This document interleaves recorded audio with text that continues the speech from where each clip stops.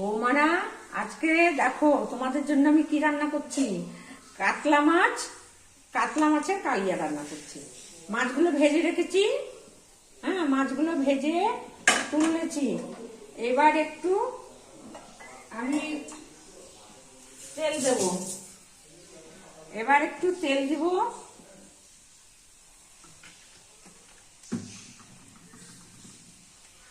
এবার জিরা ফোড়ন দেব।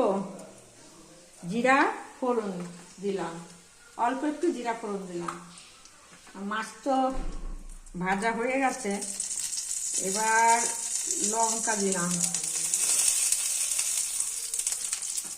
একটু তেজপাতা দিলাম, তেজপাতা।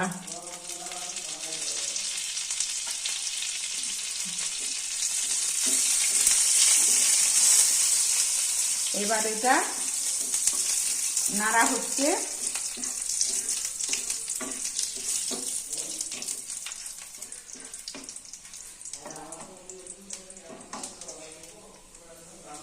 এবারে পেঁয়াজের টুকরোগুলো দিয়ে দিলাম। পেঁয়াজ রসুনের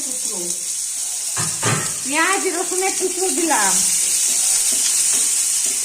পেঁয়াজ কাটা, রসুন কাটা।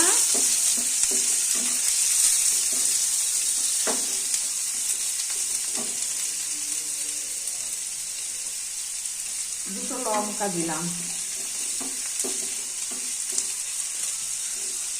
ভাজা ভাজা হোক,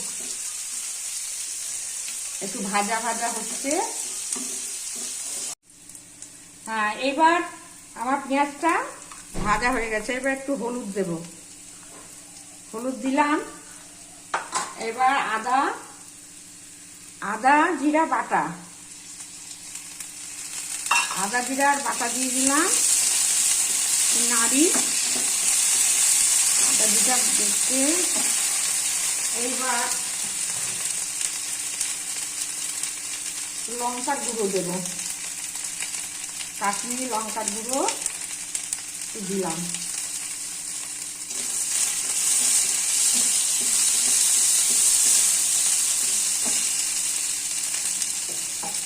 স্বাদ মতো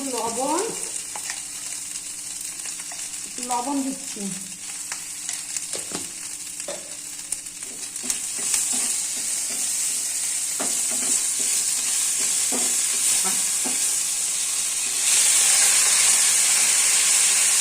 একটু জল দিলাম, সামান্য জল দিলাম। সামান্য জল দেওয়া হয়ে গেল।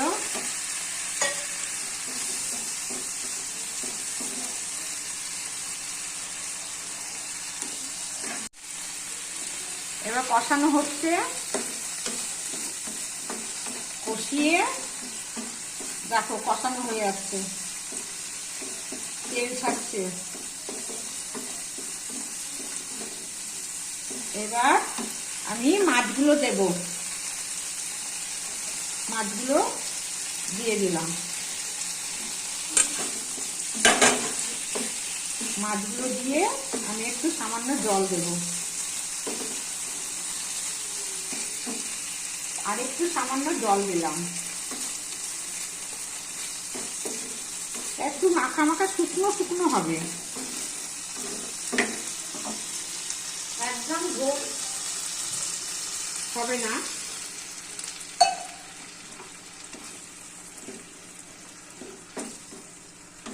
এবার আমি একটু ঢেকে দিলাম। দেখো আমার রান্নাটা এবার হয়ে গেছে,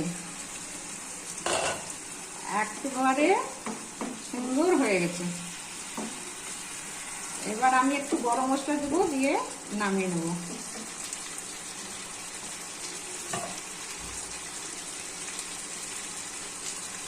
একটু গরম মশলা দিলাম, হয়ে গেছে। দেখো সব ঠিকঠাক হয়ে গেছে। এবার বন্ধ করে দেবো। তোমারা, আমার কাতলা মাছের কারি রান্না হয়ে গেছে, সব ঠিকঠাক। আমি তো খাই না, আমি আমার নাতি ভাইকে খাইয়ে দেখছি। ও খেয়ে বলুক কেমন হয়েছে। কেমন হয়েছে? খুব ভালো হয়েছে। লবণ ঠিকঠাক হয়েছে? হ্যাঁ। আচ্ছা, তাহলে তোমরা আমার সবাই সাথে থেকো।